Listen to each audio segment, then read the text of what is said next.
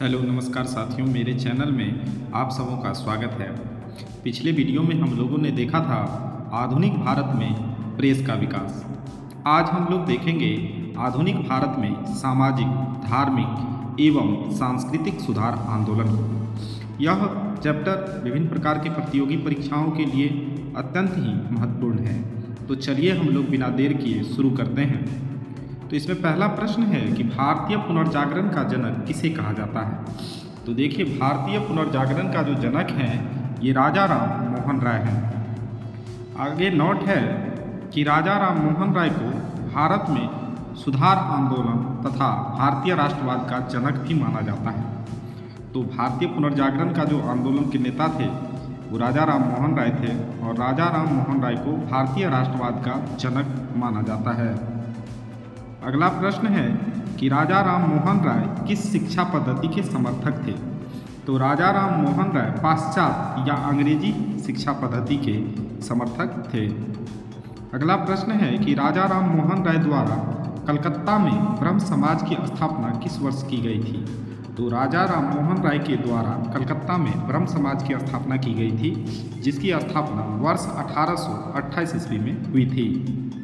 अगला प्रश्न है कि ब्रह्म समाज किस सिद्धांत पर आधारित है। तो देखिए, ब्रह्म समाज जो है ये एकेश्वरवाद के सिद्धांत पर आधारित था।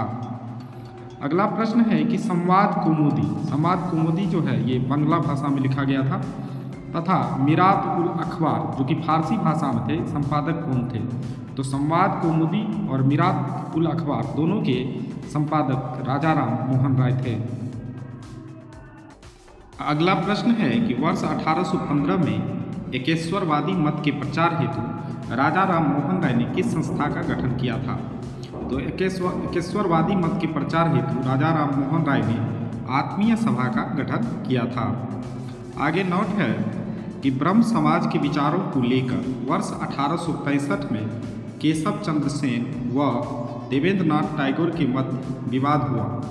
परिणाम स्वरूप केशव चंद्र सेन मूल ब्रह्म समाज से अलग हो गए और वर्ष 1866 में आदि ब्रह्म समाज की स्थापना की। यही बाद में भारतीय ब्रह्म समाज कहलाया।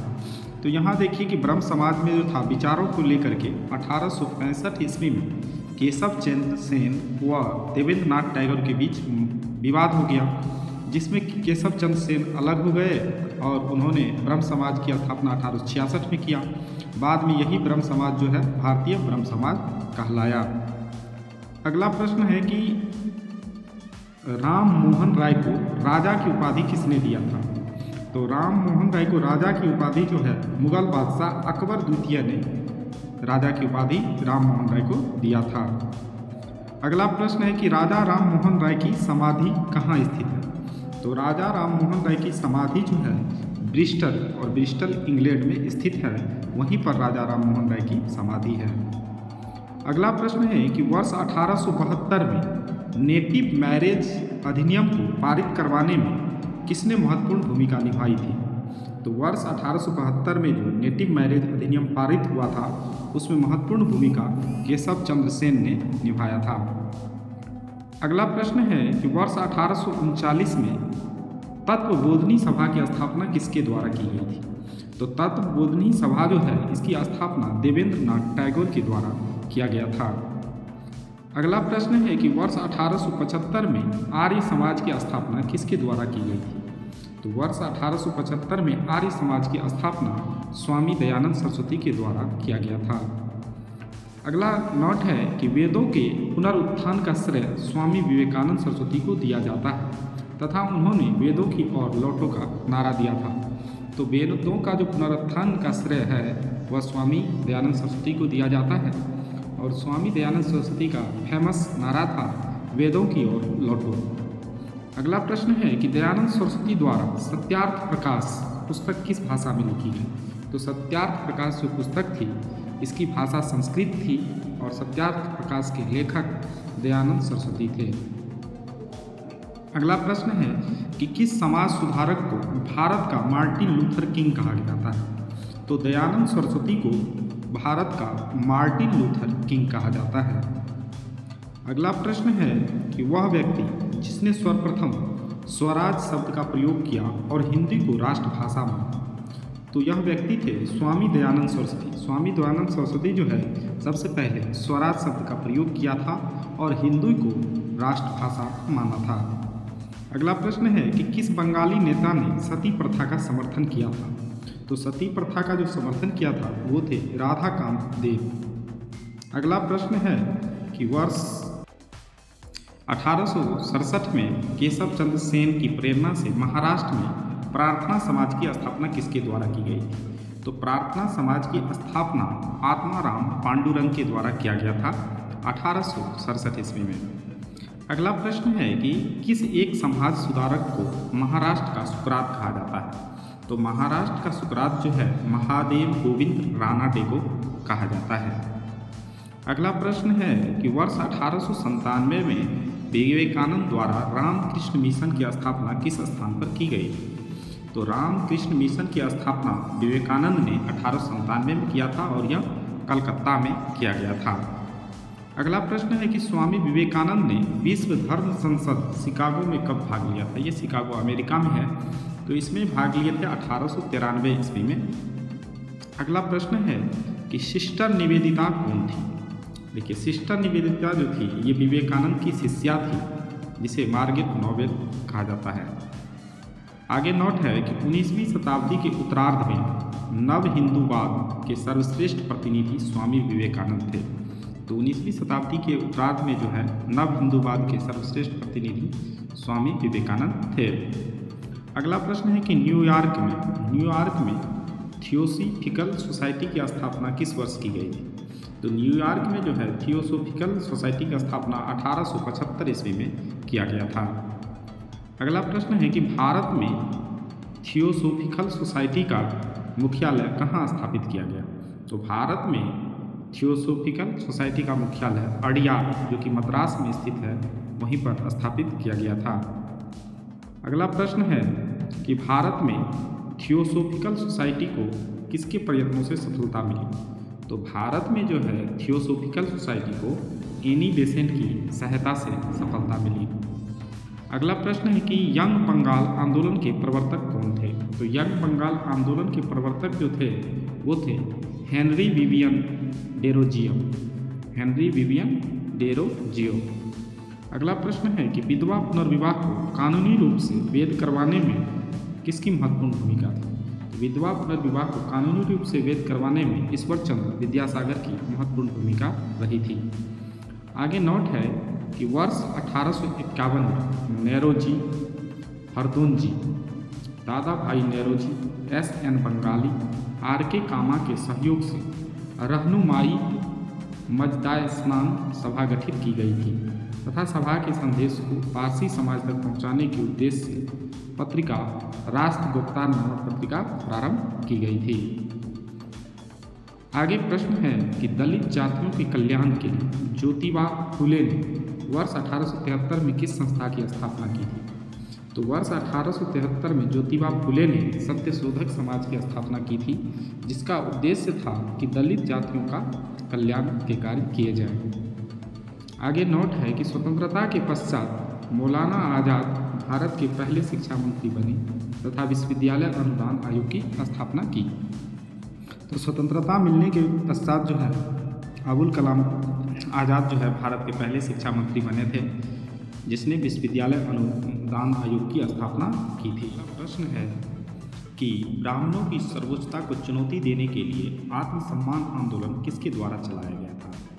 तो ब्राह्मणों की सर्वोच्चता को चुनौती देने के लिए आत्मसम्मान आंदोलन जो है पी रामास्वामी नायकर के द्वारा चलाया गया था, जिसे पेरियार भी कहा जाता है। अगला प्रश्न है कि राधा स्वामी सत्संग के संस्थापक कौन थे?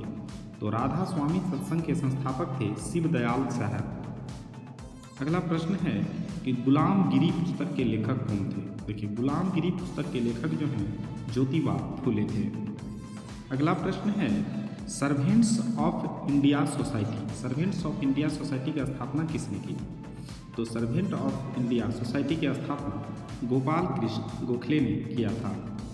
आगे हम लोग देखेंगे हिंदू धार्मिक सामाजिक आंदोलन को। तो सबसे पहले इसमें संस्था है आत्मीय सभा। आत्मीय सभा जो है 1815 ईस्वी में स्थापित की गई थी। इसके संस्थापक थे राजा राम मोहन राय। और यह कलकत्ता में इसकी स्थापना की गई थी। इसके जो उद्देश्य थे वो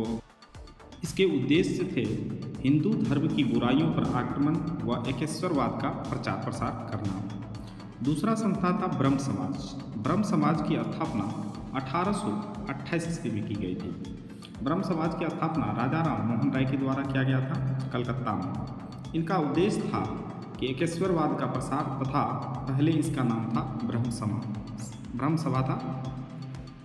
अगला है धर्म सभा। धर्म सभा की स्थापना 1829 ईस्वी में राधाकांत देव के द्वारा कलकत्ता में किया गया था। इनका प्रमुख उद्देश्य था कि इसकी स्थापना ब्रह्म समाज के विरोध में हुई तथा इसका उद्देश्य हिंदू धर्म की रक्षा करना था। अगला संस्था था तत्वबोधिनी सभा। तत्वबोधिनी सभा की स्थापना जो है 1839 ईस्वी में देवेंद्र नाथ टैगोर के द्वारा कलकत्ता में किया गया था। इस सभा का उद्देश्य था राजा राम मोहन राय के विचारों का प्रचार करना था। अगला सभा था परमहंस मंडली। इसकी स्थापना 1849 ईस्वी में हुई थी दादोबा पांडुरंग के द्वारा बम्बई में। इनका उद्देश्य था कि जाति प्रथा के बंधनों को समाप्त करना। अगला संस्था था भारतीय ब्रह्म समाज। भारतीय ब्रह्म समाज की स्थापना 1866 ईस्वी में केशव चंद्र सेन के द्वारा कलकत्ता में किया गया था। इनका उद्देश्य था कि ब्रह्म समाज से अलग होकर केशव चंद्र सेन ने नई संस्था स्थापित की। इस विभाजन के बाद मूल समाज को आदि ब्रह्म समाज कहा गया। अगला संस्था है प्रार्थना सभा। प्रार्थना सभा की स्थापना 1867 ईस्वी में आत्माराम पांडुरंग ने किया था। इसकी स्थापना बम्बई में हुई थी। प्रार्थना सभा का उद्देश्य था हिंदू धर्म के विचारों तथा प्रचलित मान्यताओं में सुधार करना था। अगला संस्था है आर्य समाज। आर्य समाज की जो स्थापना हुई थी यह 1875 ईस्वी में दयानंद सरस्वती के द्वारा बम्बई में किया गया था। इसका उद्देश्य था कि हिंदू धर्म में सुधार तथा हिंदुओं का धर्म परिवर्तन रोकना था। 9वां संस्था है थियोसोफिकल सोसाइटी। थियोसोफिकल सोसाइटी की स्थापना 1875 ईस्वी में हुआ था। इसके जो संस्थापक थे मैडम HP ब्लावत्स्की व हेनरी ऑलकॉट। इसकी स्थापना न्यूयॉर्क में हुई थी। थियोसोफिकल सोसाइटी का मुख्य उद्देश्य था कि प्राचीन हिंदू धर्म दर्शन का प्रचार प्रसार करना तथा विश्व बंधुत्व की भावना विकसित करना था। 10वां संस्था था साधारण ब्रह्म समाज। साधारण ब्रह्म समाज की स्थापना 1878 ईस्वी में हुई थी। साधारण ब्रह्म समाज के संस्थापक थे शिवनाथ शास्त्री व आनंद मोहन बोस। इसकी स्थापना कलकत्ता में हुई थी। इसका उद्देश्य था ब्रह्म समाज में द्वितीय विभाजन समाज की व्यवस्था तथा समाज सुधार के प्रश्न पर केशव चंद्र सेन के युवा अनुयायियों के एक वर्ग को उन्होंने छोड़ दिया। अगला संस्था था इंडियन नेशनल सोशल कॉन्फ्रेंस। इसकी स्थापना 1837 ईस्वी में हुई थी और इसके संस्थापक थे MG राणा डे। इसकी स्थापना जो है बम्बई में हुई थी। इसका उद्देश्य था भारतीय समाज में प्रचलित बुराइयों को दूर करके सोशल कॉन्फ्रेंस करना तथा महिला कल्याण करना। अगला संस्था था रामकृष्ण मिशन। रामकृष्ण मिशन इसकी स्थापना 1897 ईस्वी में स्वामी विवेकानंद के द्वारा बेलूर में किया गया था। इसका उद्देश्य था मानवतावादी एवं सामाजिक कार्य करना था। अगला संस्था है भारत सेवक समाज। भारत सेवक समाज जो है इसकी स्थापना 1905 ईस्वी में की गई थी गोपाल कृष्ण गोखले के द्वारा बम्बई शहर में। इनका उद्देश्य था मातृभूमि की सेवा के लिए भारतीयों को विभिन्न क्षेत्रों में प्रशिक्षित करना। अगला संस्था है पूना सेवा सदन। पूना सेवा सदन की स्थापना 1909 ईस्वी में रमाबाई राणा डे के द्वारा पूना में किया गया था। इनका उद्देश्य था महिला कल्याण को बढ़ावा देना व उनका उत्थान रोकना। अगला संस्था था social service league. Social service league जो है इसकी स्थापना 1911 ईस्वी में हुई थी। इसके संस्थापक थे NM जोशी। इसकी स्थापना बम्बई में हुई थी। इनका उद्देश्य था सामान्य नागरिकों के लिए जीवन में बेहतर कार्य करने का अवसर प्रदान करना। अगला संस्था है विमेंस इंडिया।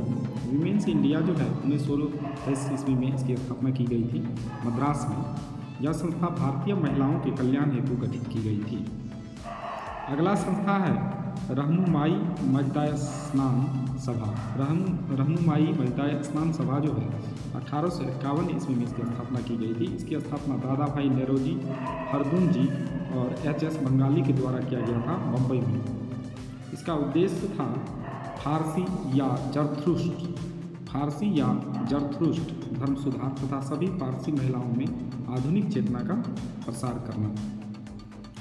आगे नोट है कि महाराजा खेतरी के सुझाव पर नरेंद्र नाथ दत्त का नाम परिवर्तित कर स्वामी विवेकानंद रखा गया था। तो स्वामी विवेकानंद नरेंद्र नाथ दत्त का किसके सुझाव पर रखा गया था? महाराजा खेतरी के सुझाव। अगला प्रश्न है कि किस सिख धर्म में सुधार के लिए नामधारी आंदोलन किसके द्वारा चलाया गया?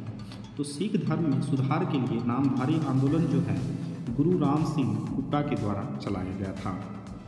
अगला प्रश्न है कि महाराष्ट्र के किस सुधारक को लोकहितवादी की संज्ञा प्रदान की गई है? तो महाराष्ट्र के जो गोपाल हरि देशमुख हैं उसको लोकहितवादी की संज्ञा प्रदान की गई है।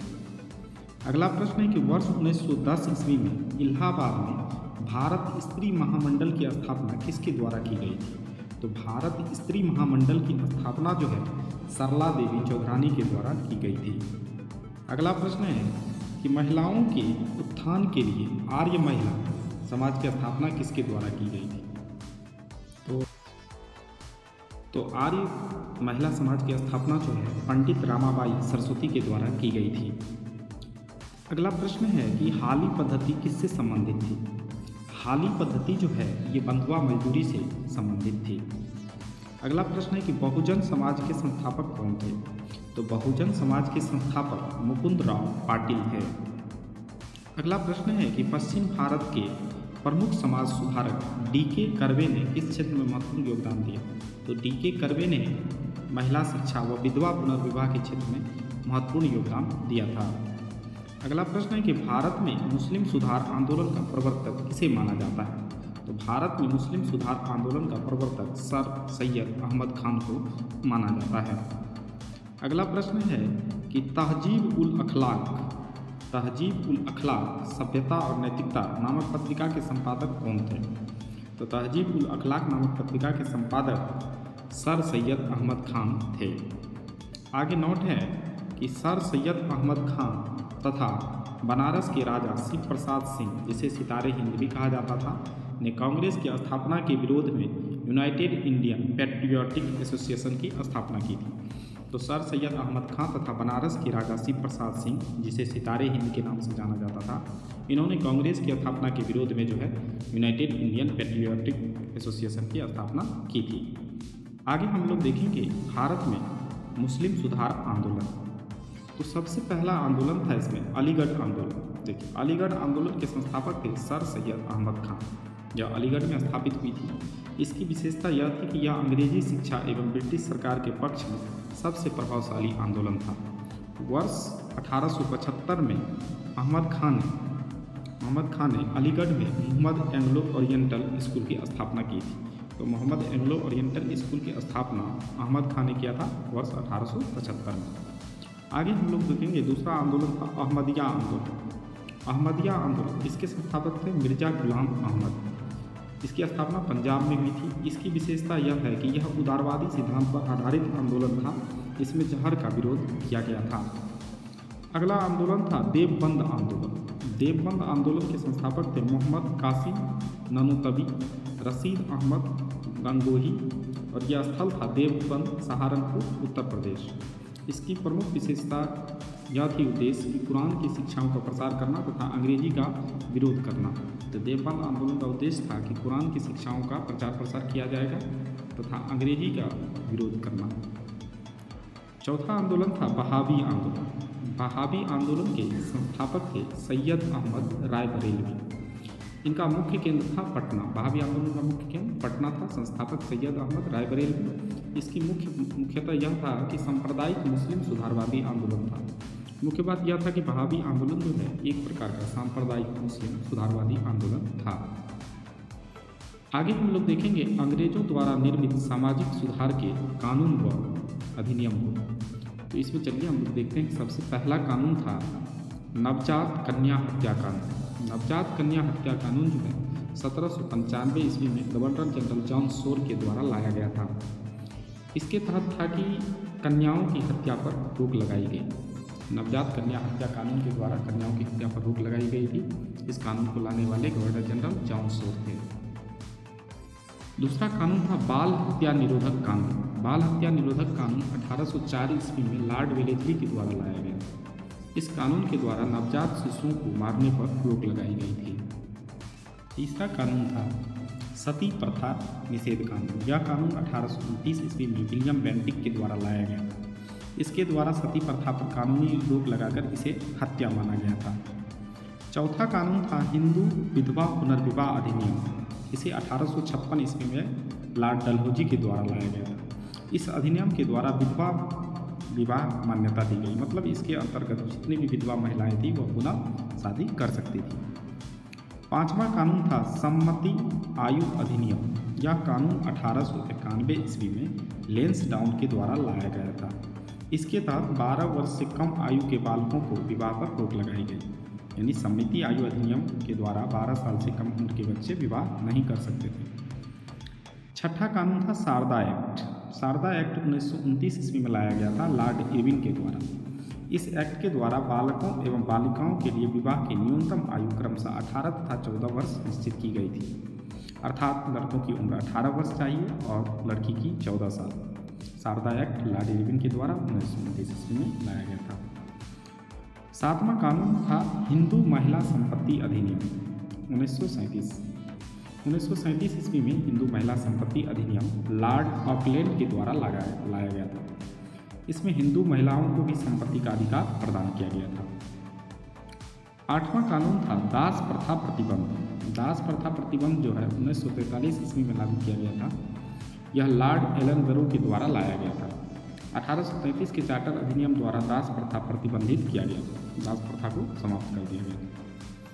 आगे नोट है कि भारतीय राष्ट्रीय कांग्रेस के इलाहाबाद अधिवेशन जो कि 1888 में जॉर्ज यूले एकमात्र ब्रिटिश को अध्यक्ष के रूप में चुना गया था। तो भारतीय राष्ट्रीय कांग्रेस में इलाहाबाद के अधिवेशन जो कि 1888 ईस्वी में हुआ था, इसमें जॉर्ज यूले को अध्यक्ष चुना गया था जो कि एकमात्र ब्रिटिश व्यक्ति थे। धन्यवाद दोस्तों। मेरी वीडियो अच्छी लगी तो वीडियो को लाइक करें, शेयर करें और अगर नए हैं हमारे चैनल को सब्सक्राइब करें। फिर मिलते हैं नेक्स्ट टॉपिक के साथ अगले वीडियो में। तब तक के लिए धन्यवाद।